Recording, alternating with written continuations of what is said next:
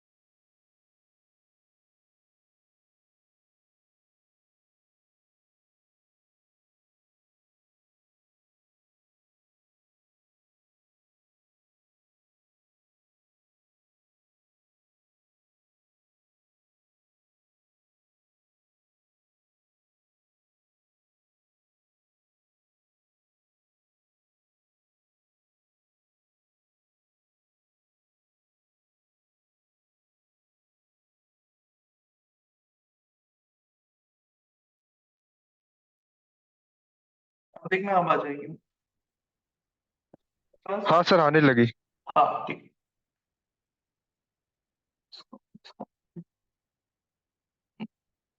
फिर से रिपीट कर दे रहा हूँ। बेसिकली जीएसटी पढ़ने से पहले हम टैक्स के बारे में समझ रहे हैं। तो टैक्स क्या है? Tax is a compulsory levy which is levied by any statute. कोई स्टैट्यूट मतलब कोई लॉ होना चाहिए जिसके तहत आप एक टैक्स लगा सकते हो। ठीक है। कंपलसरी है मतलब आपको देना ही देना है। देयर इज नो ऑप्शनल, वॉलंटरीनेस नहीं है उसमें। डोनेशंस जो होते हैं वो वॉलंटरी होते हैं। ठीक है। कॉन्ट्रीब्यूशंस वॉलंटरी होते हैं। बट टैक्सेस वॉलंटरी नहीं होते, वो क्या होते हैं? मैंडेटरी, कंपलसरी होते हैं। ठीक है। अब कॉन्स्टिट्यूशन में कुछ कुछ आर्टिकल्स हैं, जैसे एक्ट जब हम पढ़ते हैं तो उसमें सेक्शन होते हैं। वैसे ही कॉन्स्टिट्यूशन में क्या होते हैं? आर्टिकल। ठीक है। वहां सेक्शन नहीं होते। तो एक आर्टिकल 246 है। ठीक है। एक मूवी आई थी आर्टिकल 370। ठीक है। तो वैसे ही एक और आर्टिकल है, क्या है? 246। तो वो गवर्नमेंट को राइट देता है टू लेवी टैक्सेस। ये आर्टिकल इंपॉर्टेंट है। ठीक है। आर्टिकल 246 है कॉन्स्टिट्यूशन ऑफ इंडिया का, जो गवर्नमेंट को राइट देता है टैक्सेस लेवी करने का। ठीक है, तो टैक्स क्या है? Tax is a compulsory levy which is levied by any statute. जिस चीज के लिए स्टैट्यूट मतलब कॉन्स्टिट्यूशन में या एक्ट में परमिशन दी गई है, वो उसी पे आप टैक्स लगा सकते हो। अच्छा एक बात बताओ, कॉन्स्टिट्यूशन ऊपर है और एक्ट नीचे, ठीक है? अगर मैंने एक्ट बना भी दिया कि सपोज लोग जो ज्यादा बात करते हैं या ज्यादा हंसते हैं उन पे हमको टैक्स लेना है, या जो ज्यादा क्रिटिसाइज करते हैं उन पे टैक्स लगाना है, ठीक है? तो एक्ट बना भी दिया, पार्लियामेंट से पास भी करा लिया, प्रेसिडेंट ने उसको असेंट भी दे दी, तो भी क्या मैं उस पे टैक्स वसूल कर सकता हूँ क्या? क्यों? क्योंकि कॉन्स्टिट्यूशन सबसे ऊपर है। अगर कॉन्स्टिट्यूशन में वो पावर नहीं है तो आप एक्ट बना के भी वो काम नहीं कर सकते। ठीक है, तो सबसे पहले पावर किससे फ्लो होनी चाहिए? कॉन्स्टिट्यूशन। ठीक है, ये समझ में आया? अब इंडिया का जो गवर्नमेंट स्ट्रक्चर है, ठीक है, फेडरल स्ट्रक्चर है। फेडरल मतलब क्या हुआ? इंडिया का जो गवर्नमेंट स्ट्रक्चर है वो फेडरल है, मतलब पावर्स जो है वो बटी हुई है। ठीक है, एक यूनियन गवर्नमेंट है अपनी, सेंट्रल गवर्नमेंट, एक स्टेट गवर्नमेंट है, और फिर एक नीचे थर्ड लेवल ऑफ गवर्नमेंट भी होती है, यूएलपीस, अर्बन लोकल बॉडीज, पंचायत। ठीक है, तीन लेवल होते हैं ना। तो हम अभी ये दो लेवल की बात करते हैं, सेंट्रल गवर्नमेंट और स्टेट गवर्नमेंट। ठीक है, तो सेंट्रल गवर्नमेंट और स्टेट गवर्नमेंट ये दोनों के पावर्स बटे हुए हैं। ठीक है, ऐसा नहीं है कि state government is subordinate to the central government, ऐसा नहीं है। ठीक है, स्टेट गवर्नमेंट के अपने अलग पावर्स हैं, सेंट्रल गवर्नमेंट के अपने अलग पावर्स हैं। ठीक है, तो तीन लिस्ट है। ठीक है, कॉन्स्टिट्यूशन में तीन लिस्ट है। ठीक है, बचपन में सोशल स्टडीज में पढ़ा होगा, एक यूनियन लिस्ट, स्टेट लिस्ट और कॉन्करेंट लिस्ट। ठीक है, यूनियन लिस्ट मतलब क्या? यूनियन लिस्ट, यूनियन लिस्ट मतलब वो जितने भी चीजें उसमें लिखी हुई हैं, डिफेंस लिखा हुआ है, एक्सपोर्ट इंपोर्ट लिखा हुआ है, जितनी भी चीजें उसमें लिखी हुई हैं, उन सब का प्रोगेटिव किसका है? Central government. उस पे लॉ बनाने का, उस पे टैक्स वसूलने का, जो भी चीजें हैं उस पे, उन सब चीजों का राइट किसके पास है? सेंट्रल गवर्नमेंट के। स्टेट लिस्ट, उसके रिस्पेक्ट में जो भी लॉ बनेगा वो स्टेट लेजिस्लेचर बनाएगा, मतलब विधानसभा जो हम बोलते हैं। इसमें जो लॉ बनाता है वो लोकसभा और राज्यसभा मिलके लॉ बनाते हैं यूनियन लिस्ट में। और स्टेट लिस्ट में कौन लॉ बनाता है? Rajya Sabha, state legislature. ठीक है, और तीसरी आती है कॉन्करेंट लिस्ट। कॉन्करेंट लिस्ट मतलब जॉइंट पावर्स, जहां पे सेंट्रल गवर्नमेंट और स्टेट गवर्नमेंट दोनों के पास पावर है वो चीजें करने की। एजुकेशन, तो स्कूल्स होते हैं, मध्य प्रदेश बोर्ड के भी आपने देखे होंगे स्कूल होते हैं, सेंट्रल बोर्ड के भी स्कूल है, तो एजुकेशन दोनों के लिए है। पुलिस किसके अंदर आता है? हाँ, स्टेट लिस्ट। पुलिस किस में आता है? State list. Defence, union government, central union list में आएगा। ठीक है, समझ रहे हो? तो इसी तरह से पावर्स बटे हुए, तो टैक्सेशन के भी पावर्स बटे हुए हैं। टैक्सेशन में भी कुछ पावर्स सेंट्रल गवर्नमेंट के पास हैं, कुछ पावर्स स्टेट गवर्नमेंट के पास हैं। ठीक है, लेकिन कोई भी टैक्सेशन का पावर कॉन्करेंट लिस्ट में नहीं है। टैक्सेशन के पावर सारे या तो यूनियन लिस्ट में है या तो स्टेट लिस्ट में। कोई भी टैक्सेशन का पावर कॉन्करेंट लिस्ट में नहीं है। ठीक है, अब एक बार इसको रीड करते हैं। चैप्टर वन के पहले कुछ वो दिया हुआ है आपको,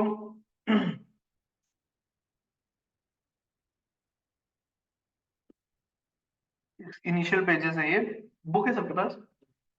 हाँ, तो इसमें एक बार देख लेना, इसमें कुछ खास दिया नहीं हुआ है, सिर्फ बताया हुआ है स्टडी मटेरियल में किस तरह से कंटेंट दिया हुआ है, कैसा फ्लो है।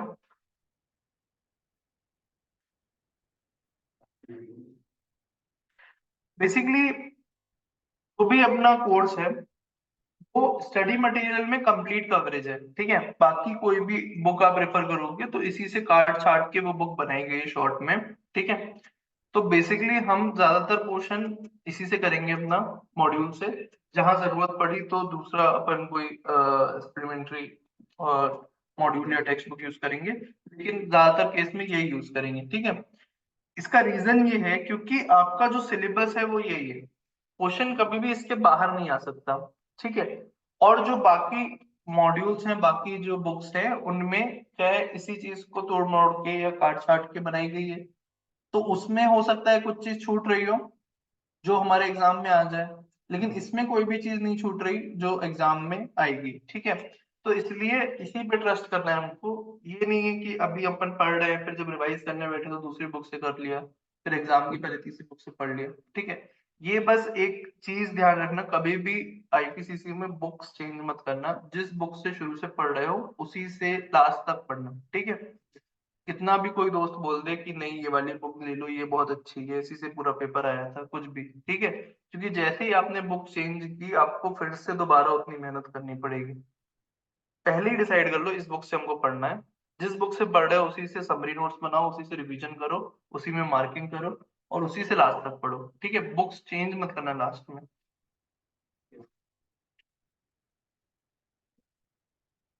ठीक है। अपन अब आते हैं इसमें।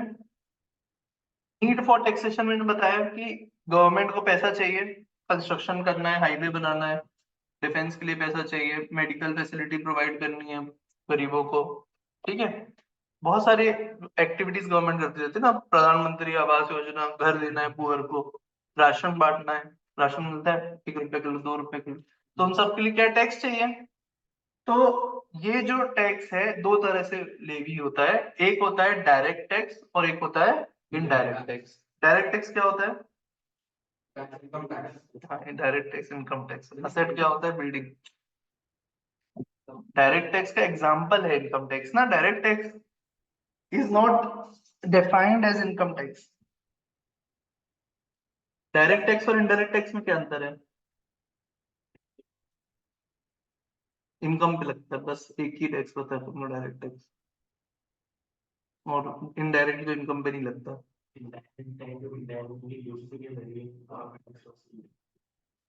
कुछ इनडायरेक्ट और इनडायरेक्ट कोई तो मीनिंग होगा ना, उसका डिफरेंस होगा कुछ।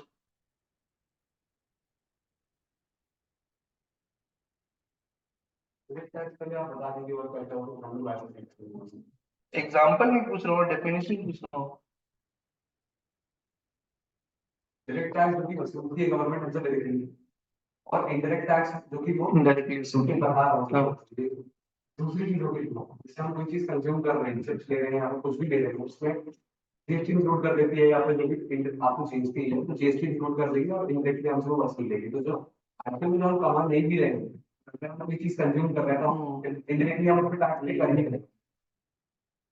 देखो जो ये लिख के आओगे ना एग्जाम में तो 0 मिलेगा, ठीक है। कितना भी तुमको पता है तुम समझा पा रहे हो, लेकिन जो चीजें कीवर्ड्स होती हैं कुछ डेफिनेशन की, हर डेफिनेशन में कुछ कीवर्ड्स होते हैं, अगर वो कीवर्ड्स आपके आंसर में नहीं है तो आपको मार्क्स नहीं मिलेगा, ठीक है। ये मैं समझो कि तुमने जो मतलब है, आशय है, वो उसमें प्रकट कर दिया है, लेकिन उसके मार्क्स नहीं मिलते।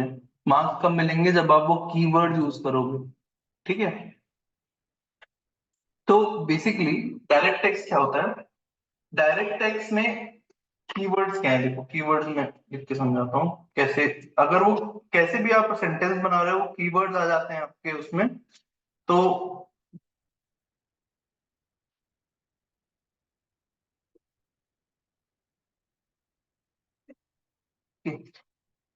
सबसे पहला डिफरेंस, बर्डन जिस टैक्स का आपके ऊपर आता है which can not be shifted, burden shifted, जिस टैक्स का बर्डन शिफ्ट नहीं हो सकता, दैट इज डायरेक्ट टैक्स। जिस टैक्स का बर्डन शिफ्ट हो सकता है दैट इज इनडायरेक्ट टैक्स। जो टैक्स जिस पे लेवी किया गया है उसी पे उसका बर्डन आ रहा है तो then that is direct tax. जिस पे लेवी किया गया है वो बर्डन खुद ना लेके दूसरे पे डाल रहा है तो देन दैट इज इनडायरेक्ट, ठीक है। तो ये कीवर्ड्स हैं, लेवी और बर्डन। अगर ये आपकी डेफिनेशन में आ गए और ये आपने अंडरलाइन कर दिया तो आपको मार्क्स मिल जाएंगे, ठीक है। बाकी फिर कितना भी आप समझाते रहो उसको एग्जामिनर को, वो नहीं समझने वाला, उसके इतना टाइम नहीं है कि वो आपका मतलब उसका इंटरप्रिटेशन निकाल के मैच करे कि वो उस इंटरप्रिटेशन से मैच कर रहा है कि नहीं, ठीक है। तो at least word to word definition लिखने नहीं बोल रहा हूँ, सिर्फ बोल रहा हूँ हर डेफिनेशन में कुछ कीवर्ड्स हैं जो आने ही आने चाहिए, तो वो अंडरलाइन करके याद रखना है उनको, ठीक है। तो पढ़ते हैं इसको। In any welfare state, it is the prime responsibility of the government to fulfill the increasing development needs of the country and its people by way of public expenditure. India, being a developing economy, has been striving to fulfill the obligation of a welfare state with its limited resources. ठीक है, ये सिर्फ read कर रहा हूँ, इसको exam point of view से नहीं याद रखना है, ठीक है। The primary source of revenue being the levy of taxes. Though the collection of tax is to augment as much revenue as possible to the government to provide public services, over the years it has been used as an instrument of fiscal policy to stimulate economic growth. ठीक है, ये इसका क्या मतलब है कि वैसे तो prime objective of levying tax is to collect revenue, जो मेन उद्देश्य है टैक्स लगाने का वो ये है कि हमारी पास पैसे आए जिससे हम पब्लिक वेलफेयर के लिए खर्चा करें। लेकिन टैक्स को अब एक टूल की तरह यूज किया जाता है। किस तरह से टूल कैसा? तो बेसिकली अगर मुझे किसी इंडस्ट्री को बढ़ावा देना है, सोलर को बढ़ावा देना है, ईवी को बढ़ावा देना है, मुझे किसी भी सेक्टर को बढ़ावा देना है, तो मैं उसमें tax rebates, tax concessions, tax subsidies दे दूंगा, तो उसकी ग्रोथ हो जाएगी, टैक्स रेट कम कर दूंगा।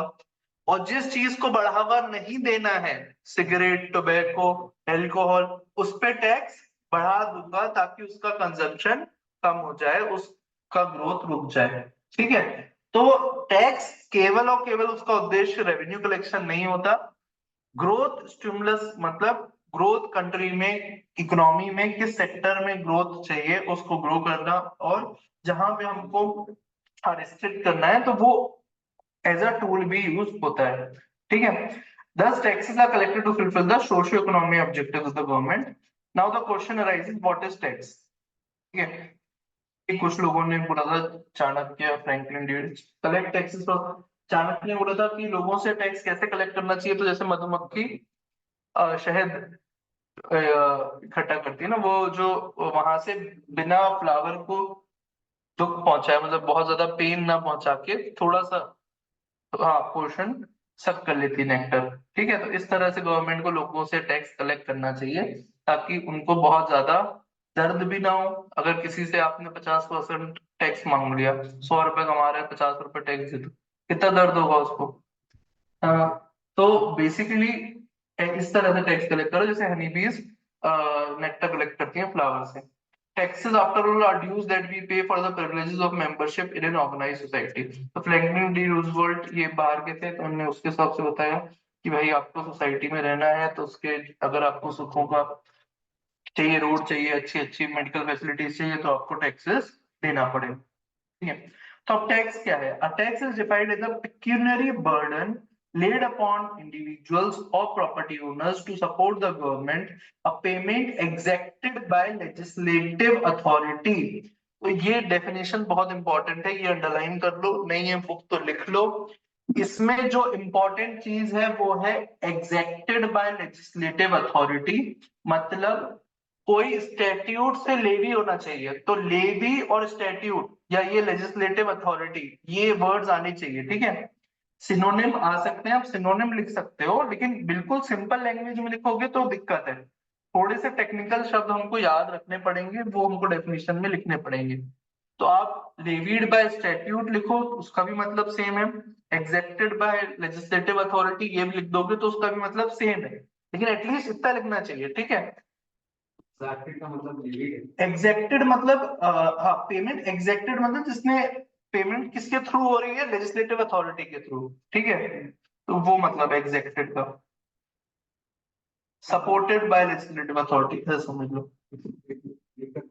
हाँ, a tax is defined as a pecuniary burden.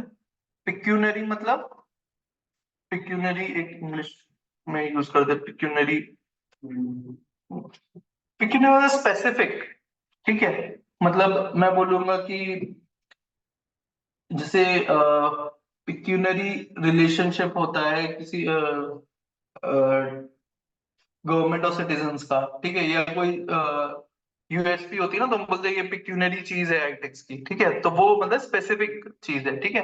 तो पिक्यूनरी बर्डन, स्पेसिफिक बर्डन समझ लो, लेड अपॉन इंडिविजुअल्स और प्रॉपर्टी ओनर्स, ठीक है, इसमें प्रॉपर्टी ओनर्स इसलिए लिख दिया क्योंकि प्रॉपर्टी टैक्स की बात करते हैं, लेकिन ये जनरलाइज डेफिनेशन है, ये कहीं एक्ट में नहीं दी है, ठीक है, तो इसको अपने वर्ड्स में थोड़ा लिख सकते हो आप तुम मोड़ के। जो चीज एक्ट में लिखी गई है उसको हमको एज इट इज रिप्रोड्यूस करना होता है। जो चीजें एक्ट में लिखी नहीं है, वो ऑथर ने अपने मन से लिखी है, उसको आप थोड़ा इधर उधर करके भी लिख सकते हो, कोई दिक्कत नहीं है, ठीक है। तो owners to support the government, a payment executed by legislative authority. A tax is not a voluntary payment or donation, but an enforced contribution exacted pursuant to legislative authority. तो जैसे हफ्ता वसूली होता है, देना ही देना है, नहीं तो जान से मार देंगे, ठीक है। यहाँ पे भी अगर इंडिया में रहना है तो ये टैक्सेस देना है, ठीक है, जिसको नहीं देना वो बाहर शिफ्ट हो जाता है, ठीक है। अभी डेटा आया था कि जो टॉप टैक्स पेयर्स हैं, जिनका अरबों रुपए की इनकम होती है, तो उनको टैक्स रेट उनका बहुत ज्यादा होता है, 40% से भी ऊपर हो जाता है, सरचार्ज से सब लगा के, ठीक है। तो उन लोग इंडिया छोड़ के ऐसी कंट्रीज में जा रहे हैं जहाँ टैक्स रेट बहुत कम है।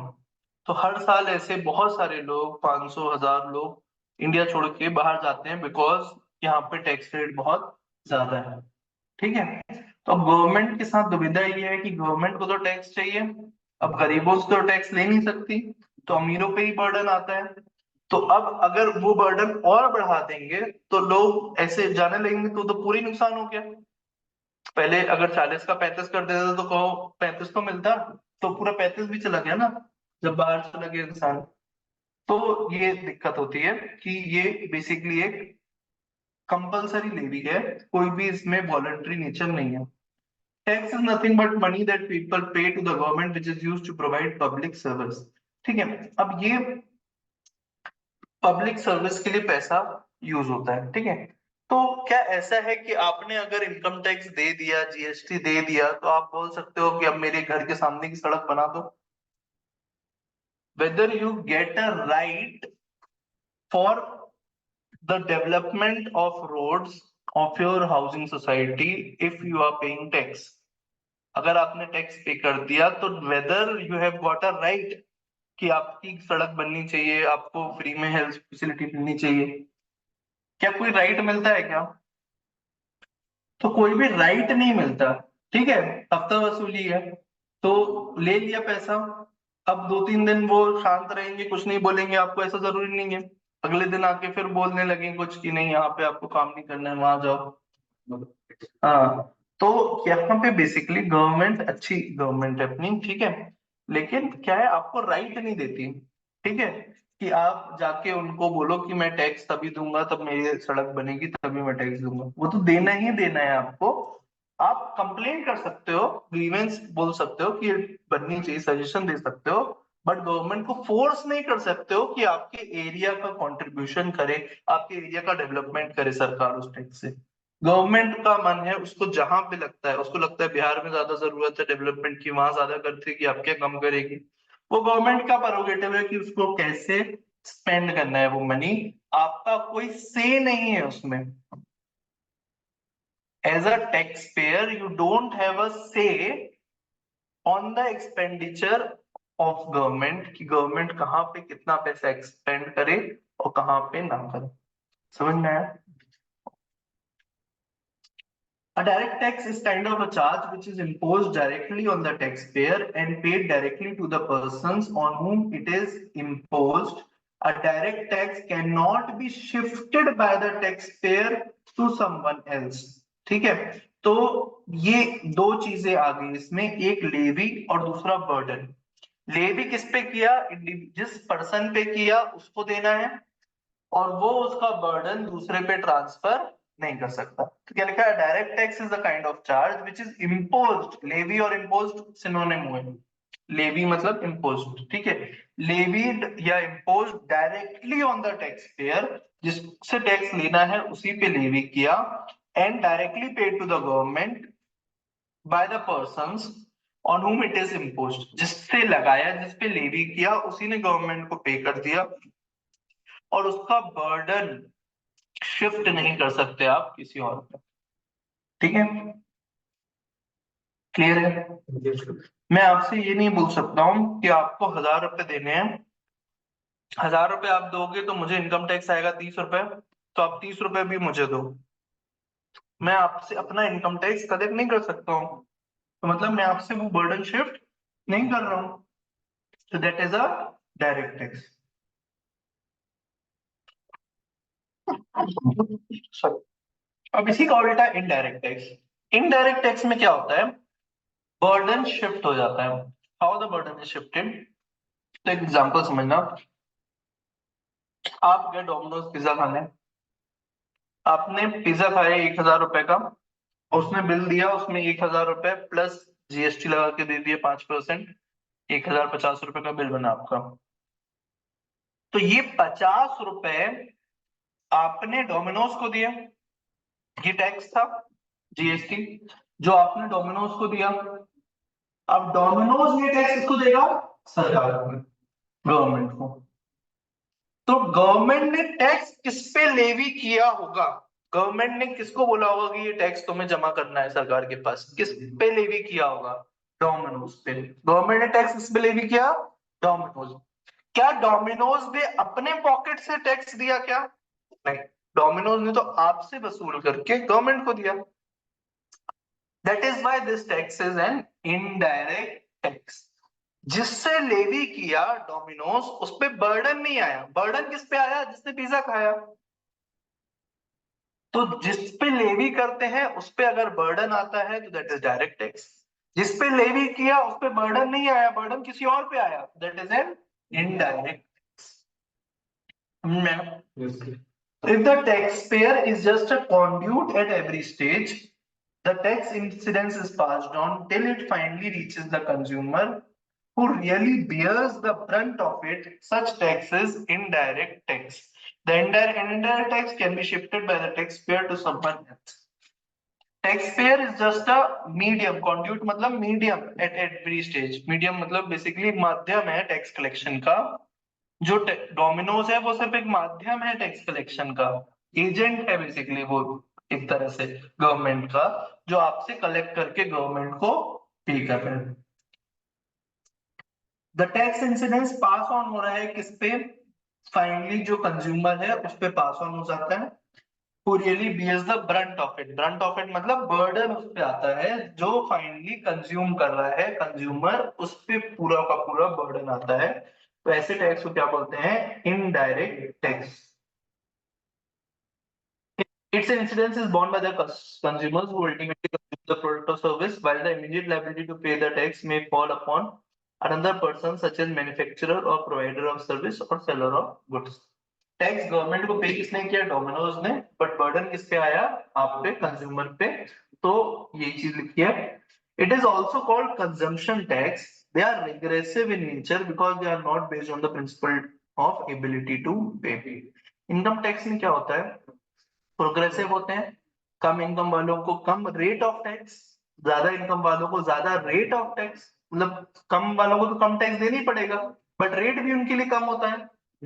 जैसे जैसे इनकम बढ़ती जाती है रेट भी इंक्रीज हो जाता है ना, 15 लाख के ऊपर इनकम हो गई तो 30% टैक्स देना है, ठीक है। तो यहाँ पे जीएसटी में क्या होता है, रिग्रेसिव नेचर है। मतलब एक गरीब व्यक्ति भी डोमिनोज में जाके पिज्जा खाएगा तो उसको उतना ही परसेंट जीएसटी लगेगा, अंबानी का बेटा जाके डोमिनोज में पिज्जा खाएगा तो उसको भी उतना ही परसेंट जीएसटी लगेगा। भेदभाव नहीं करता है, ये समान है सबके लिए, समझ रहे हो। तो जीएसटी क्या है, रिग्रेसिव इन नेचर, मतलब एबिलिटी टू पे से कोई फर्क नहीं पड़ता, इसका रेट फिक्स है कि भैया कोई भी पर्सन आए उसको इतना ही टैक्स लेना है। Indirect taxes are levied on consumption, expenditure, privilege or right, but not on income or property। तो इनडायरेक्ट टैक्सेस बहुत सारी चीजों पे लगाए जा सकते हैं, जैसे कि कंजम्पशन, एक्सपेंडिचर, प्रिविलेज और रेंट। तो पहले कितने तरह के टैक्स हुआ करते थे, उससे आपको समझ में आ जाएगा किस किस चीजों पे लोगों ने टैक्स लगा के रखा हुआ था। एक्साइज ड्यूटी, तो पहला नाम है टैक्स का एक्साइज ड्यूटी। ये सब जीएसटी आने के पहले थे, ठीक है। हाँ, एक्साइज ड्यूटी कब लगता था? जब गुड्स का प्रोडक्शन होता था, मैन्युफैक्चर, तब कौन सा टैक्स लगता था? Excise duty. फिर कस्टम ड्यूटी, जब इंडिया के बाहर से इंपोर्ट या इंडिया के बाहर एक्सपोर्ट हो रहा है तो क्या लगता है? Custom duty. Import duty, export duty जिसको बोलते हैं, क्या है वो? Custom duty. ये अभी भी है इंडिया में, कस्टम ड्यूटी अभी भी है। एक्साइज ड्यूटी भी कुछ प्रोडक्ट्स पे, जैसे अल्कोहल है, टोबैको है, उस पे है, ठीक है। बाकी प्रोडक्ट्स पे खत्म हो गई है, तो वो हम पढ़ेंगे क्या खत्म हो गया क्या है। सर्विस टैक्स लगता था पहले, जो सर्विसेज देते थे उनको। जो गुड्स बेचते थे उन पे वैट लगता था। एक स्टेट से दूसरे स्टेट गुड्स भेजो तो सीएसटी लगता था।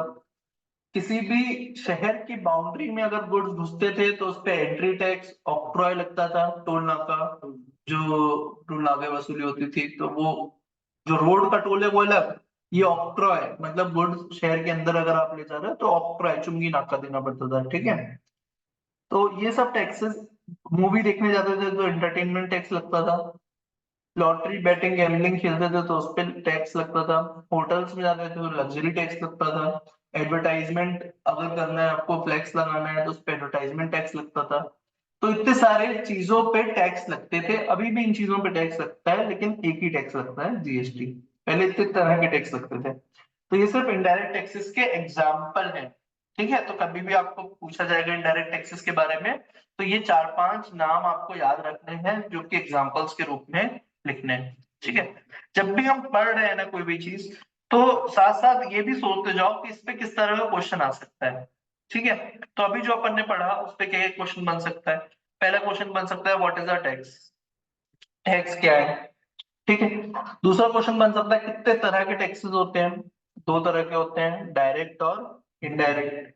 दोनों के मीनिंग पूछ सकते हैं, दोनों के डिफरेंसेस पूछ सकते हैं, है ना। दोनों के एग्जांपल्स पूछ सकते हैं, ठीक है। तो डिफरेंसेस में क्या क्या लिखोगे? डायरेक्ट इनडायरेक्ट टैक्स में डिफरेंसेस क्या क्या है?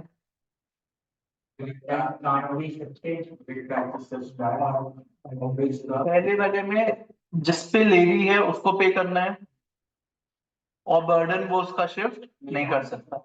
दूसरे में जिस पे लेवी है उसको पे करना है, बट बर्डन उसका शिफ्ट कर सकता है। फिर और क्या डिफरेंस लिख सकते हो? एक लास्ट डिफरेंस एग्जांपल्स लिख सकते हो। फिर correct. Indirect taxes regressive in nature होते हैं, direct taxes progressive in nature होते हैं। एबिलिटी टू पे के हिसाब से डायरेक्ट टैक्सेस चेंज होते हैं, इनडायरेक्ट टैक्सेस का एबिलिटी टू पे के हिसाब से कोई लेना देना नहीं है। और क्या लिख सकते हो?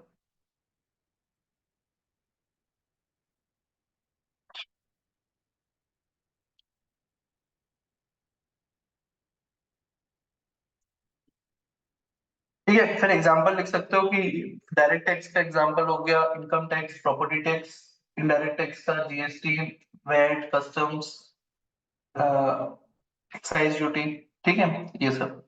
ठीक है, और हम आगे बढ़ते जाएंगे तो एक एक डिफरेंसेस और मिलते जाएंगे। तो क्या है कि कम से कम 4 डिफरेंसेस आपको पता होने चाहिए, 4 से 5 डिफरेंसेस, ताकि क्वेश्चन आए, 2 मार्क का भी आए तो 4 डिफरेंसेस कम से कम लिख के आओगे, तब जाके 2 नंबर मिलेंगे, ठीक है। नेक्स्ट, ठीक है। Economist, however indirect taxation in India witnessed a paradigm shift on July 1, 2017। तो ये बहुत इंपॉर्टेंट डे है।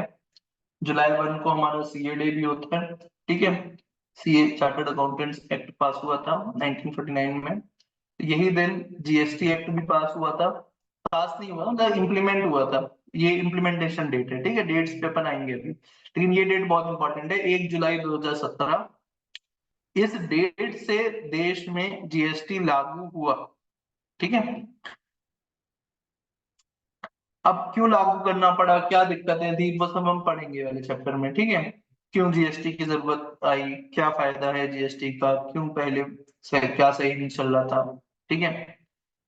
तो बहुत सारे टैक्सेस को एक टैक्स में अमलगमेट कर दिया गवर्नमेंट ने, लाइन बोली one nation one tax one market, ठीक है। तो उसके तहत ये जीएसटी इंट्रोड्यूस कर दिया।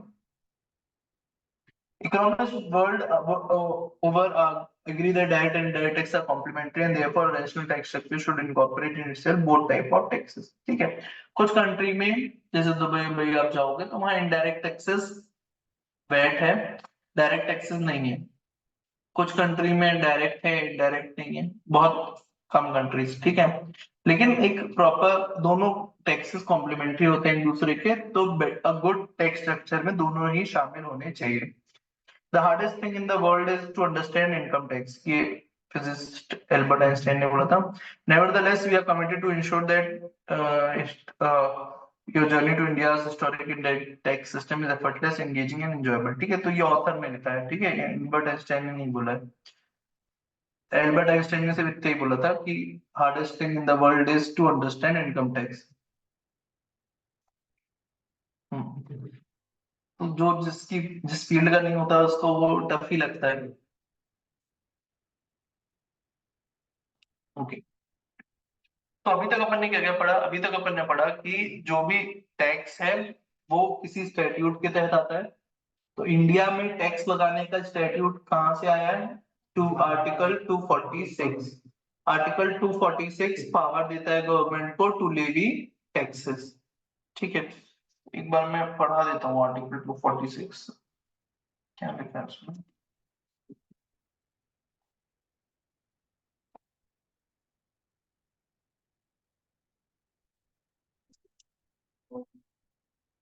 हम्म,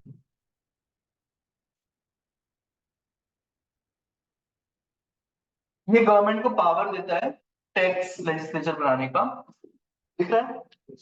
Notwithstanding anything in clauses 2 and 3, Parliament has exclusive power to make laws with respect to any of the matters enumerated in List 1 in the 7th schedule, मतलब union list. Notwithstanding क्या होता है, हाँ, इसका मतलब क्या है नॉन ऑब्स्टेंड क्लॉज का,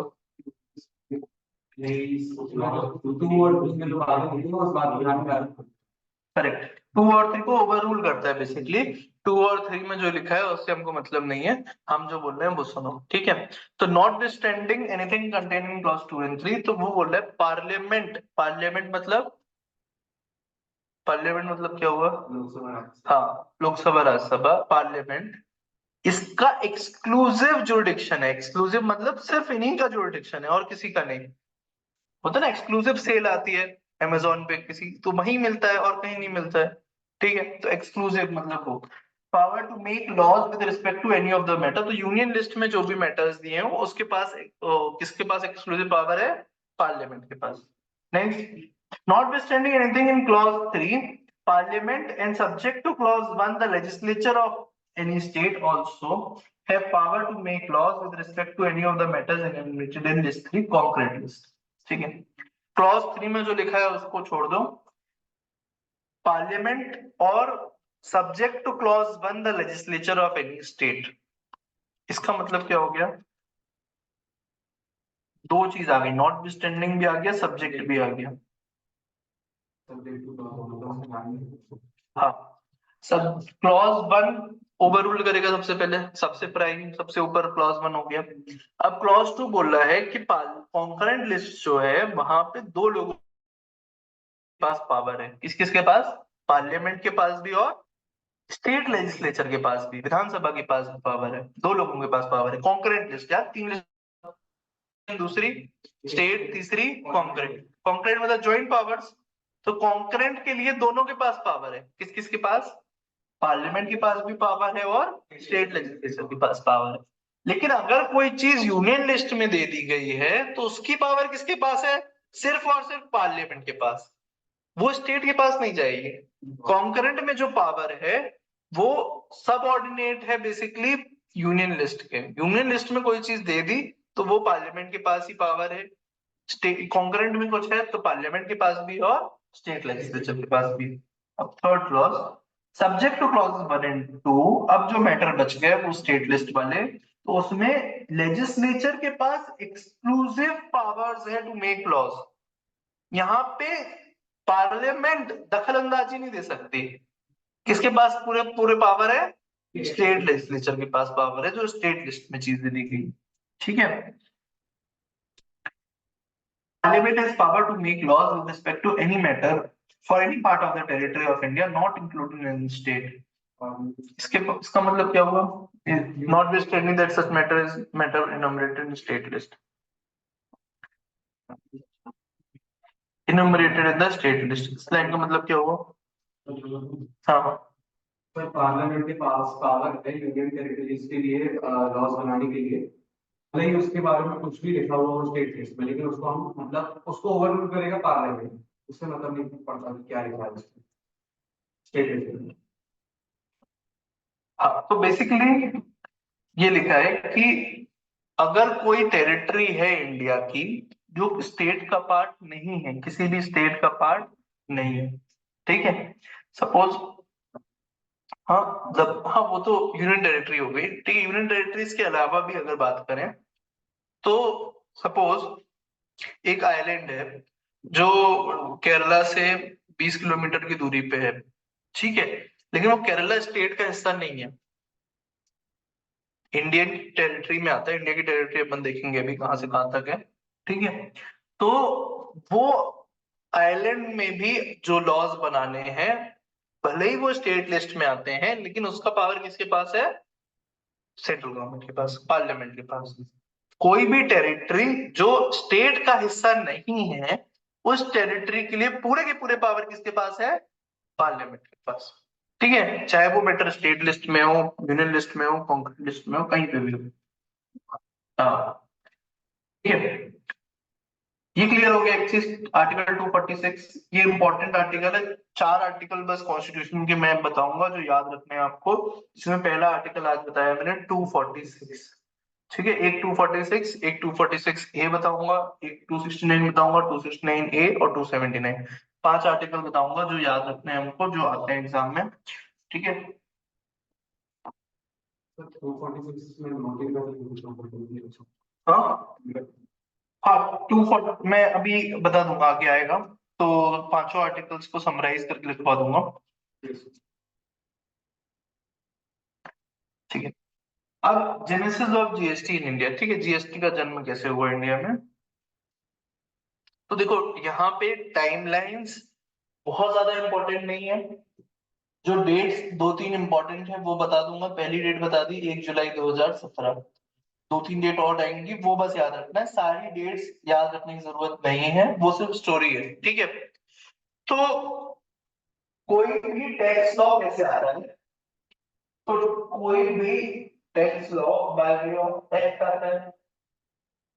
एक्ट आने से पहले वो बिल होता है, बिल और एक्ट नहीं आता है।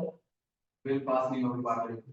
जब पार्लियामेंट से पास होके प्रेसिडेंट की असेंबली में गई तो वो क्या बन गया? एक्ट। उसके पहले वो क्या रहता है? बिल, ठीक है। अब बिल आने से पहले बिल बनाने के लिए भी तो चाहिए ना आपको। तो बिल कैसे बनेगा?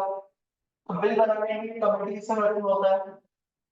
कमेटी में आदमी है, 50 लोगों की कमेटी में आदमी, 10 लोगों की कमेटी में आदमी, वो विचार विमर्श मंथन करेंगे, वो बताएंगे क्या होना चाहिए क्या नहीं होना चाहिए, फिर लोगों से सुझाव मंगवाएंगे, फिर उसको इनकॉर्पोरेट करना है नहीं करना है वो देखेंगे, फिर बिल बनाएंगे, फिर वो बिल पेश होगा, फिर उस पर बहस होगी, उस पर कुछ चेंजेस गवर्नमेंट बहस के हिसाब से कर सकती है, नहीं भी कर सकती है, फिर वो बिल पास होगा और क्या बन जाएगा?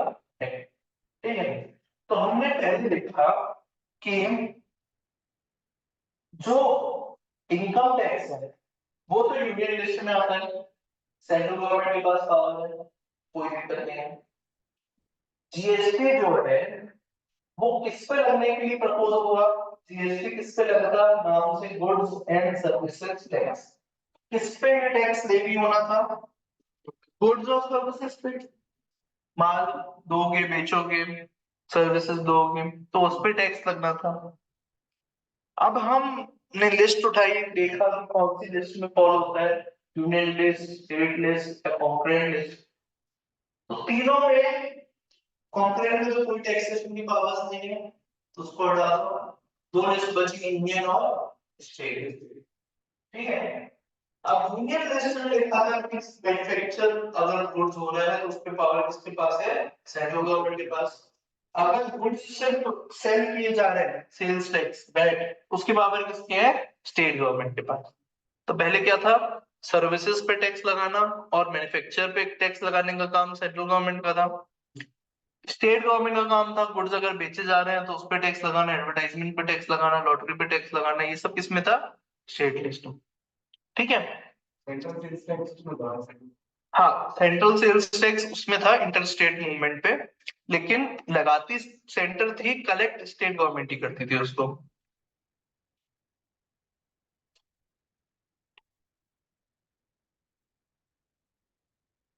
अब आपको बताना, दो ऑप्शन है मेरे पास, एक तीन ऑप्शन है। पहला ऑप्शन, मैं यूनियन लिस्ट में डाल दूं कि स्टेट गवर्नमेंट, सेंट्रल गवर्नमेंट के पास पावर है जीएसटी कलेक्ट करने का। ठीक है। यूनियन लिस्ट में ऐसे डाला, पूरा पार्लियामेंट में पावर चला गया, पार्लियामेंट बस टैक्स कलेक्ट कर देगी और स्टेट्स को अपने जरूरत अनुसार पकड़ा देंगे, ताकि बाद में बात ना हो। पहला ऑप्शन। दूसरा ऑप्शन, मैं स्टेट लिस्ट में डाल दूं जीएसटी, कि स्टेट्स अपने हिसाब से लॉ बना के कलेक्ट कर ले जीएसटी, टैक्स कलेक्ट कर ले, और अपने स्टेट्स में जो भी काम करने हैं करें, यूनियन गवर्नमेंट को कुछ हिस्सा देना है तो दे दे। ठीक है। तीसरा, दोनों सेंट्रल गवर्नमेंट और स्टेट गवर्नमेंट मिलके टैक्स कलेक्ट करें। कॉन्करेंट लिस्ट में नहीं डालूंगा, कॉन्करेंट लिस्ट में तो कोई टैक्स है ही नहीं। मतलब मैं यूनियन लिस्ट में भी डाल दूं और स्टेट लिस्ट में भी डाल दूं, ताकि सेंट्रल गवर्नमेंट को भी पावर मिल जाए और स्टेट गवर्नमेंट को भी पावर मिल जाए टैक्स कलेक्ट करने की। तो तीनों में क्या क्या दिक्कत है, कौन सा ऑप्शन बेटर है सबसे पहले तो क्यों? पहले ऑप्शन में क्या बुराई है, सेंट्रल गवर्नमेंट को पूरे पावर मिलती है तो क्या बुराई है? स्टेट गवर्नमेंट के साथ इनजस्टिस हो जाएगा। मैंने आपको बताया कि फेडरल स्ट्रक्चर है गवर्नमेंट का, अगर मुझे जो पैसा मिलना है, मेजर शेयर ऑफ रेवेन्यू, उसके लिए मैं डिपेंडेंट हूँ क्या, सेंट्रल गवर्नमेंट के पास, तो मेरे तो हाथ पैर ही कट जाएंगे ना एक तरह से। समझ लो, मैं हमेशा सेंट्रल गवर्नमेंट के पास जाऊंगा पैसे मांगने, बोलेगा नहीं मेरे साथ ही 10 रुपए देगा, लड़ाई चलती रहेगी। मेरी तो इंडिपेंडेंस ही खत्म हो गई ना काम करने की, क्योंकि मैं निर्भर हो गया पूरा सेंट्रल गवर्नमेंट के पास। पहला दिक्कत। दूसरी दिक्कत क्या थी कि कॉन्स्टिट्यूशन में बदलाव करना पड़ता है जीएसटी लाने के लिए। ये पहले तो जीएसटी लिखा है कॉन्स्टिट्यूशन में क्लियरली कर सकते हो, तो कॉन्स्टिट्यूशन में बदलाव जब भी करना पड़ता है तो स्टेट की सहमति भी चाहिए, सिर्फ यूनियन गवर्नमेंट अपने पार्लियामेंट में पास कराने से नहीं कर सकती। तो स्टेट कभी सहमति नहीं है इस चीज के लिए, तो पहला वाला ऑप्शन तो नहीं कर सकते। दूसरे वाले ऑप्शन में क्या दिक्कत थी, स्टेट्स के पास पावर आ जाती तो गवर्नमेंट को ये काम करेगा। तो सेंट्रल गवर्नमेंट की बात होती कि भाई उसको कोई पैसे नहीं आ रहा है, सारे स्टेट्स वाले खा जा रहे हैं, स्टेट्स में सब अलग अलग जीएसटी इंप्लीमेंट कर रहे हैं अलग अलग तरीके से, तो जो गवर्नमेंट का विजन है, one nation one tax one market, खत्म हो जाता है। समझ रहे हो? और यूनियन गवर्नमेंट पे डिपेंड हो जाती है स्टेट्स पे रेवेन्यू के लिए, तो ये ऑप्शन भी सही नहीं था। तो तीसरा ऑप्शन जो था वो लग गया कि भाई दोनों को पैरेलल पावर दे, पैरेलल पावर्स, पैरेलल लाइन समझ क्या होती है? हाँ, विजुअल प्रोसेस। ठीक है। तो पैरेलल पावर दे दी है सेंट्रल गवर्नमेंट को भी और स्टेट गवर्नमेंट को, भैया तुम भी टैक्स लगाओ, तुम भी टैक्स लगाओ, लेकिन एक जैसा टैक्स लगाना है, एक जैसे रूल्स बनाने हैं, एक जैसा लॉ बनाना है, ताकि पूरे देश में एक जैसा जीएसटी लागू हो। समझ गए? तो जन्म हुआ आर्टिकल 246 ए का। ठीक है। क्या होता है, नंबरिंग जब ओपन करते हैं, ठीक है, पेज नंबरिंग आप करोगे ना कभी, तो पेज नंबरिंग करते हैं तो 1 2 3 4 5 6 ऐसे नंबरिंग करते जा रहे हैं, 500 पेज की बुक है। ठीक है। लास्ट में पहुंचे तो देखा 499 ही हो रहे हैं। क्यों ऐसा 500 पेज की बुक में 499 मिले? हाँ, वो एक फर्स्ट वाले को इंक्लूड कर ले, फिर और कवर पेज को इंक्लूड कर ले, एक पेज बीच में नंबरिंग करने से छूट गया। तो अब सपोज 10 नंबर पेज पे आपने छोड़ दिया कुछ लिखना और डायरेक्टली 10 जो लिखा वो 11 पेज पे लिखा था। जो 10वां पेज खाली है उस पे आप 10 लिखोगे तो पूरे 11 से लेकर 500 तो 499 तक कार्ड की नंबरिंग सही करनी पड़ेगी। क्या करते हैं? हाँ, तो हम ये लिख देंगे उसमें 9 के बाद 9A और फिर 10। मतलब ये नॉर्मल जो हम नंबरिंग कहीं पे भी एनर्जी जमा करने होते हैं तो इसमें करते हैं। तो लॉ में क्या होता है, जो सेक्शंस बने रहते हैं उसको कभी भी छेड़ा नहीं जाता। जो एक बार सेक्शन लॉक हो गया वो हो गया। सेक्शन 2 मतलब सेक्शन 2। अब सेक्शन 1 में कुछ और हमें, तो section 1 capital A, 1 capital B, 1 capital C, ऐसा चलता जाएगा। जेड का खत्म हो गया तो फिर क्या करेंगे, 1A, समझ रहे हो? मतलब इनकम टैक्स को सेक्शन में भी टी सी सी डी, समझ रहे हो? तो हाँ, हाँ 115BAC, तीसरा ऑप्शन पहुंच गए। क्लियर? तो सेक्शन इस तरह से नंबरिंग होती है। तो 246 के आगे 247 तो ऑलरेडी ऑक्युपाइड था, तो 246 ए लाया गया। अब 246 ए क्या था, तो ये मैं अभी कनेक्ट कर रहा हूँ, ठीक है? फिर अपन जो एग्जैक्ट बुक में जिस सीक्वेंस में दिया है उस सीक्वेंस से पढ़ेंगे। Notwithstanding anything contained in article 246, बोला 246 को गोली मार दो, उससे हमको कोई मतलब नहीं है। 254 जो पढ़ा नहीं हमने, उससे भी हमको कोई मतलब नहीं है। Parliament and subject to clause two the legislature of every state, जो कॉन्करेंट लिस्ट में लैंग्वेज लिखी थी ना, subject to clause two legislature of every state, याद है? कॉन्करेंट लिस्ट के लिए जो same language, have power to make laws with respect to goods and services tax imposed by the union or by such state। दोनों को powers दे दी, क्योंकि concurrent list में डाल नहीं सकते तुम टैक्स, तो इसलिए दोनों लिस्ट में डालना है हमको टैक्स वो, तो इसलिए दोनों गवर्नमेंट को पावर देनी पड़ेगी, इसलिए ये अलग से सेक्शन बनाया, आर्टिकल बनाया गया। इसमें एक चीज और लिख दी कि अगर इंटर स्टेट ट्रेड और कॉमर्स हो रहा है, इंटर स्टेट का मतलब क्या होता है, एक स्टेट से दूसरे state, inter state. Inter school competition था ना, एक स्कूल का दूसरे स्कूल से इंटर कॉलेज कंपटीशन। तो इंटर INTER इसका मतलब क्या है, एक से दूसरे। इंट्रा, इंट्रा INTRA इसका मतलब क्या है, within the state. Intra state मतलब within the state, inter state मतलब एक स्टेट से दूसरे स्टेट, ठीक है? तो ये बोल रहा है अगर एक स्टेट से दूसरे स्टेट जाएगा तो पार्लियामेंट के पास बस पावर है, स्टेट गवर्नमेंट के पास पावर नहीं। ऐसा क्यों किया गया होगा?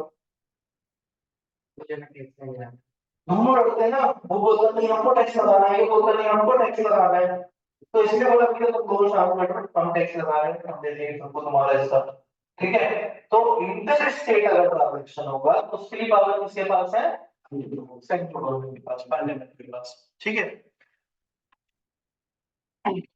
तो ये बेसिकली ये आर्टिकल का रीजन बताया, नेशनल बताया कि क्यों लाना पड़ा और इसकी अहमियत क्या थी, ठीक है? तो अब इसकी स्टोरी समझते हैं, ये कहाँ से जीएसटी का थॉट आया, ठीक है? सबसे पहले क्या होता है कि कोई पर्सन, जैसे अभी देश में एक थॉट आया कि पर नेशन वन इलेक्शन होना चाहिए। एक देश में इतने सारे इलेक्शन होते रहते हैं, हर 2-3 महीने में इलेक्शन होते रहते हैं, तो मोदी जी ने बोला कि नहीं, पूरे देश में एक ही इलेक्शन होना चाहिए। एक बार इलेक्शन हो जाए 5 साल में, तो फिर बार बार इलेक्शन ना हो, मतलब स्टेट का भी, सेंट्रल का भी, पंचायत का भी, सबका इकट्ठा एक ही इलेक्शन हो जाए। तो बेसिकली वो कभी एक थॉट आया, 2019 में थॉट आया, सपोज 2022 में कमेटी गठित की गई जिसमें पूर्व राष्ट्रपति भी थे, 2023 में वाइस प्रेसिडेंट एक मतलब कमेटी बनाई गई। फिर वो कमेटी ने अपनी पूरी रिपोर्ट राष्ट्रपति को सौंपी या किसी सपोज पार्लियामेंट में रखी। फिर उस रिपोर्ट के हिसाब से बिल बनाने की जरूरत समझ में आई तो बिल बनाया। ये पूरा एक फ्रेमवर्क होता है, मतलब पाथ होता है कैसे हमको कोई भी लेजिस्लेशन लाना है। तो ये इसकी शुरुआत हुई 2000 में। Then the then Prime Minister mooted the concept of GST and set up a committee to design a GST model for the country. 2000 में जो प्रधानमंत्री थे उनको लगा कि एक जीएसटी एक टैक्स की जरूरत है, तो एक जीएसटी मॉडल बनाने के लिए कमेटी का गठन हुआ।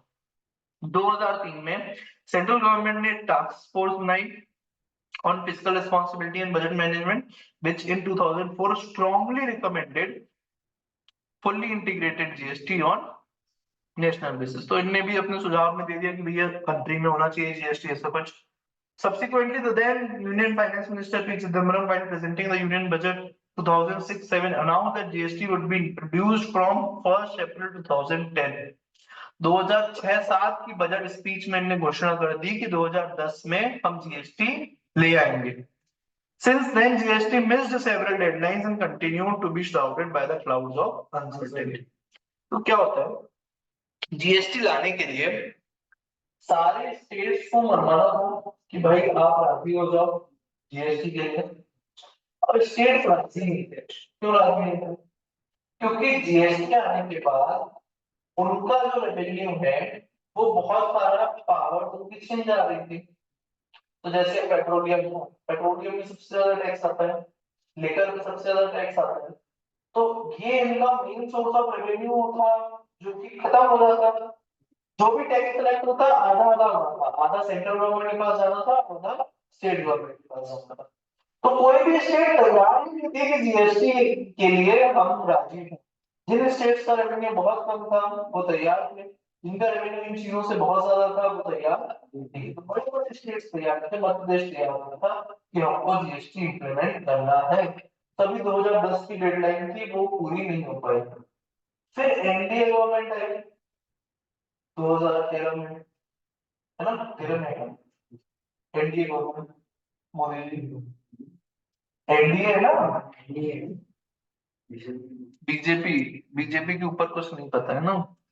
बीजेपी और उसकी जो सहायक पार्टीज होती हैं उन सबको मिलके एनडीए, नेशनल डेमोक्रेटिक अलायंस, और दूसरा जो अलायंस है उसको नाम दे दिया है इंडिया, INDIA। खबर ही नहीं है कुछ, है ना। तो ये इनने 2014 में 122nd अमेंडमेंट बिल लेके आए पार्लियामेंट में। ये याद रखना, 122nd अमेंडमेंट बिल, ये इंपॉर्टेंट है, इस पे एमसीक्यू आता है। 122nd अमेंडमेंट बिल लेके आए कि भाई ये हमको कॉन्स्टिट्यूशन अमेंड करना है, तो उसका एक बिल इनने रखा जो कि लोकसभा से 6 मई 2015 को पास हो गया, राज्यसभा से 3 अगस्त 16 को पास हो गया, एंड 50% से ज्यादा स्टेट्स जो कि जरूरी है उनने इसको असेंट दे दी, और प्रधानमंत्री ने भी इस राष्ट्रपति ने भी इसको असेंट दे दी 8 सितंबर 2016 को, और ये बन गया कॉन्स्टिट्यूशन बनरल first amendment act 2016। This is very very important, Constitution बनरल फर्स्ट अमेंडमेंट एक्ट 2016। सबसे पहले मुझे बताओ कि जब बिल था तो नाम था 122, नंबर था 122, और जब एक्ट बना तो नंबर आ गया 101। ऐसा क्यों?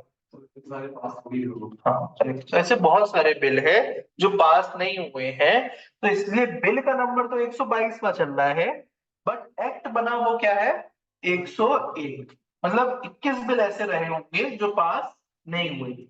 ठीक है, तो दो नंबर याद रखना है, 122 बिल का नंबर क्या है 122, 122, और एक्ट का नंबर क्या है 101। 122 बिल का नंबर है और 101 एक्ट का नंबर। ठीक है, ये दो नंबर याद रखने हैं, और उसके साथ ईयर भी याद रखना है। ईयर बहुत इंपॉर्टेंट है। बिल का ईयर था 2014 और एक्ट का ईयर है 2016। बहुत लोग को लगता है कि जीएसटी 2017 में आया तो ये कॉन्स्टिट्यूशन वाला एक्ट भी 2017 में आया, ऐसा नहीं है। ये तो जीएसटी लाने के पहले का होमवर्क था ना, कॉन्स्टिट्यूशन में बदलाव करना पड़ा तब तो लॉ बना पाते हैं, तो कॉन्स्टिट्यूशन में चेंज करने का एक्ट तो उसके पहले ही आएगा। तो वो कब पास हुआ है 2016। अब एक्ट जब लाए तभी बिल थोड़ी ना आया होगा, बिल तो उसके पहले आया होगा।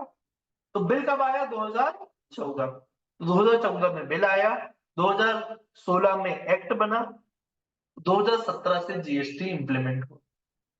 ठीक है, क्लियर है यहाँ तक? अब ये कुछ बिल आए हुए हैं जो एक्ट बन गए बाद में, तो इनका नाम हम एक लिस्ट डाउन कर ले रहे हैं कि what is GST law. GST law क्या है? तो जीएसटी लॉ में आते हैं एक्ट्स, जीएसटी लॉ में आते हैं रूल्स, जीएसटी लॉ में आते हैं नोटिफिकेशंस, जीएसटी लॉ में आते हैं सर्कुलर्स, जीएसटी ऑर्डर्स। ठीक है, ऑर्डिनेंस तो बाद में फिर एक्ट करो बन जाता है। ठीक है, ऑर्डिनेंस मतलब एक टेम्पररी मेकशिफ्ट अरेंजमेंट है कि जब तक पार्लियामेंट नहीं बैठता तब तक गवर्नमेंट ऑर्डिनेंस लाके कोई लॉ ले आती है। ठीक है, इसके बाद जजमेंट्स, सुप्रीम कोर्ट के, हाई कोर्ट के, case laws, case laws, case laws. ठीक है, तो ये सब मिला के क्या बनता है? लॉ। जब मैं लॉ लिखता हूं तो मतलब मैं इन सब चीजों की बात कर रहा हूं। ठीक है, अब जहां पे भी हम कोई भी सेक्शन का रेफरेंस देंगे उसके साथ, ये सेक्शन नंबर याद नहीं है तो as per the relevant provisions of this act, act का नाम विद ईयर, कंप्लीट नाम लिखना जरूरी है। ठीक है, तो इसलिए एक्ट का नाम मैं लिख रहा हूँ यहाँ पे, वो याद रखना है। हमारे पास जो काम का एक्ट है वो सबसे पहले एक ही एक्ट है जो सबसे ज्यादा काम आएगा, लेकिन मैं लिख सारे रहा हूँ।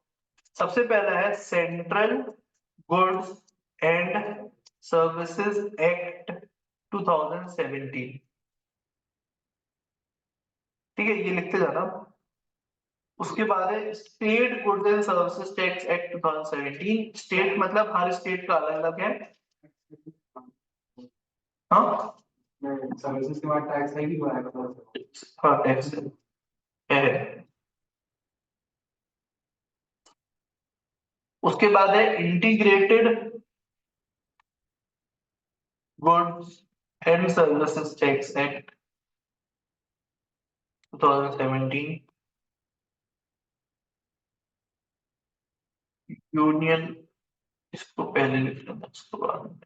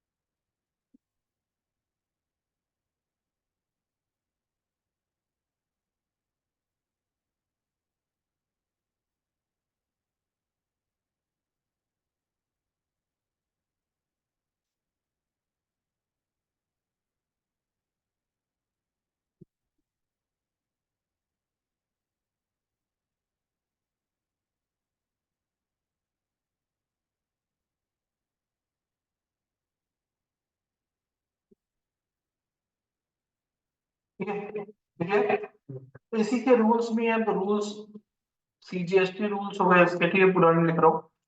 और ऐसे ही सबके रूल्स भी हैं, ठीक है। लास्ट वाले का रूल नहीं, लास्ट वाला सबसे इंपॉर्टेंट है, उसको सबसे नीचे लिख दिया है मैंने। तो हम पूरा हमारा डिस्कशन जो होगा 99% जो डिस्कशन होगा या 98% समझ लो डिस्कशन होगा, वो सिर्फ इस एक्ट के बारे में होगा, सीजीएसटी एक्ट 2017।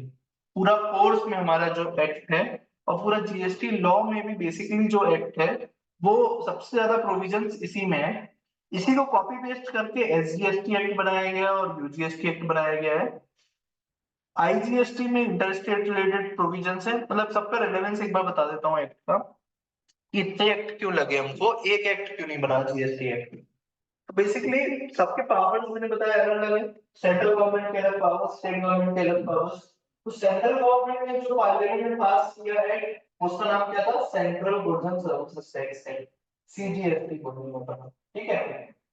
स्टेट गवर्नमेंट ने भी करस्पॉन्डिंग सेम एक्ट पास किया, जिसका नाम क्या रख दिया, स्टेट गवर्नमेंट, स्टेट जीएसटी, ठीक है। जैसे एमपी गवर्नमेंट ने नाम क्या रखा, MP goods and services tax act. Chhattisgarh ने क्या नाम रखा, Chhattisgarh goods and services tax act. West Bengal ने क्या नाम था, West Bengal goods and services tax act. ऐसे हर स्टेट का अलग अलग एक्ट है, ठीक है। अब इंडिया में स्टेट से अलावा यूनियन टेरिटरीज भी हैं, तो यूनियन टेरिटरीज ने भी अपना एक्ट पास किया, उसका नाम क्या रखा, union territory goods and services tax act 2017। फिर इंटर स्टेट मूवमेंट पे किसका पूरा का पूरा किसका जिम्मा था, सेंट्रल गवर्नमेंट का, पार्लियामेंट का। तो उसके लिए स्पेसिफिकली एक अलग एक्ट पास किया गया, which is integrated goods and services tax act 2007।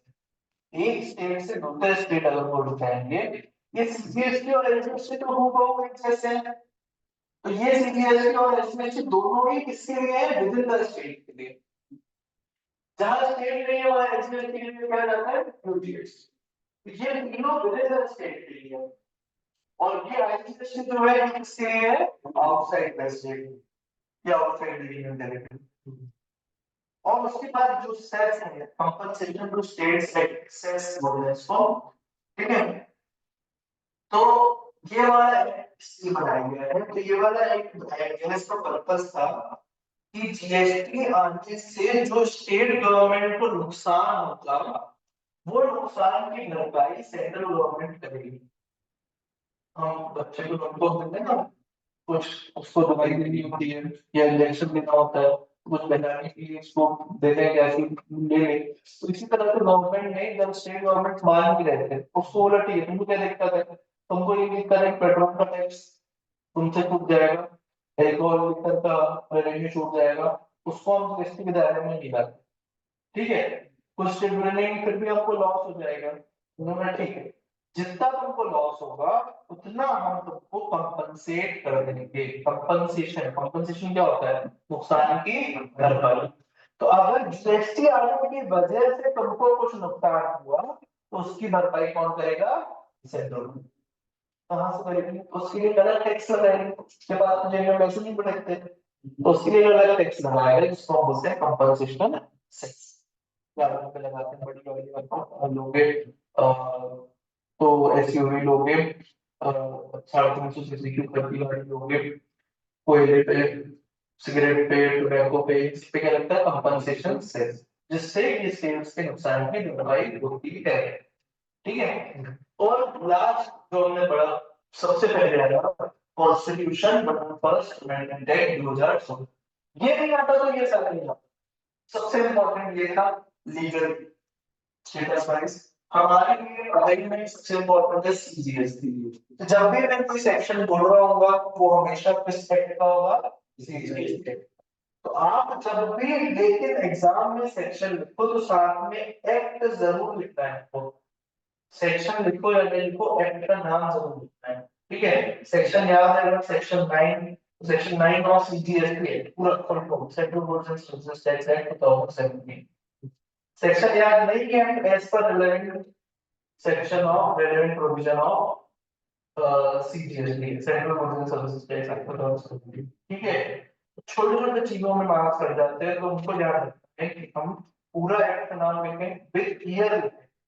Year भी उतना ही जरूरी होता है का नाम, क्योंकि विदाउट ईयर वो इनकम्प्लीट है। तो आपका नाम तो सरनेम के साथ नाम है ना, तो यहाँ पे भी ईयर सरनेम है, बिना उसके रिलेवेंस का मैं उसका ईयर भी साथ में लिखना है, ठीक है।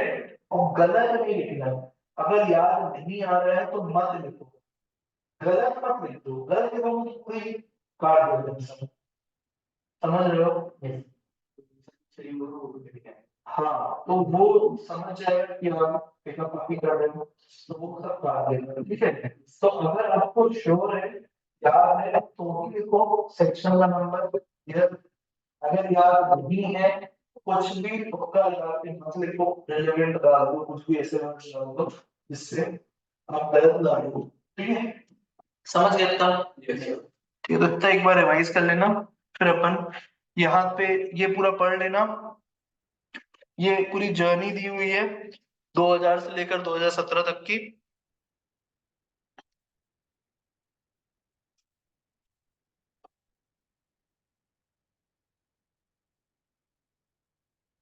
ठीक है, यहाँ तक पढ़ लेना, पेज नंबर 1.7 तक, ठीक है।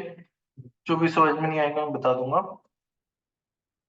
ठीक है। अभी थोड़ा 3-4 दिन हम बिल्कुल बेसिक बेसिक चीजों पे चर्चा करेंगे, ठीक है। तो ज्यादा थ्योरेटिकल डिस्कशन होगा, तो परेशान मत होना, 3-4 दिन का बस ये थोड़ा बेसिक, क्योंकि ये बहुत ज्यादा जरूरी है।